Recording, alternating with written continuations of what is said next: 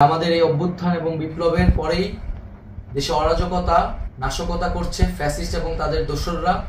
আমরা দেখতে পাচ্ছি যে বিভিন্ন জায়গায় এখন গোলাগুলি চলছে, মন্দিরে হামলা হচ্ছে এবং নাশকতা ও লুটপাট করছে। আমরা মনে করি আমাদের যে ছাত্র নাগরিকদের অভ্যুত্থান তাকে নস্যাৎ করার জন্যই পরিকল্পিতভাবে এই ধরনের ঘটনা ঘটানো হচ্ছে। আমরা মুক্তিকামী ছাত্র জনতাকে সজাগ এবং সতর্ক থাকতে আহ্বান জানাচ্ছি এবং আমাদের যে অন্তর্বর্তীকালীন সরকার, আমরা সেই সরকারের যে প্রস্তাবনা 24 ঘন্টার সময় নিয়েছিলাম, জরুরি পরিস্থিতি মোতাবেক আমরা এখনই তার একটি রূপরেখা ঘোষণা করছি।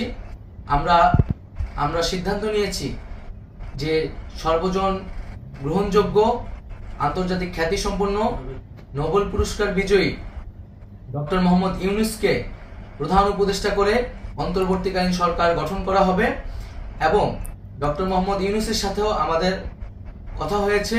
তিনি ছাত্র জনতার আহ্বানে বাংলাদেশকে রক্ষা করতে এই গুরু দায়িত্ব নিতে সম্মত হয়েছে।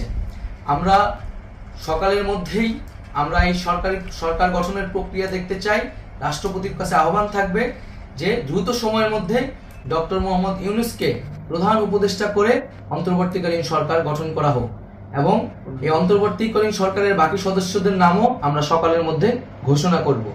প্রিয় বন্ধুগণ, দেশে যে অরাজকতা চলছে, মানুষের জীবনের নিরাপত্তাহীনতা চলছে, সেজন্য আমরা রাষ্ট্রপতির কাছে আহ্বান জানাচ্ছি দেশে আইন শৃঙ্খলা পরিবেশ ফিরিয়ে আনার জন্য দ্রুত সময়ের মধ্যে কার্যকর ব্যবস্থা নিতে হবে এবং আইন শৃঙ্খলা বাহিনীকে সহযোগিতা করার জন্য মুক্তিকামী ছাত্র জনতাও রাজপথে থাকবে এবং অন্তর্বর্তীকালীন সরকার গঠন না হওয়া পর্যন্ত মুক্তিকামী ছাত্র জনতাকে রাজপথে থেকে তাদের যে অভ্যুত্থান, সেই অভ্যুত্থানকে রক্ষা করতে হবে।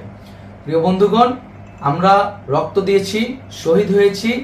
আমাদের যেই প্রতিশ্রুতি একটি নতুন বাংলাদেশ গঠন করার জন্য, সেটিকে আমাদের অবশ্যই বাস্তবায়ন করতে হবে এবং অবশ্যই ছাত্র জনতার প্রস্তাবিত সরকার বাদে কোনো ধরনের সরকার কিন্তু মেনে নেওয়া হবে না।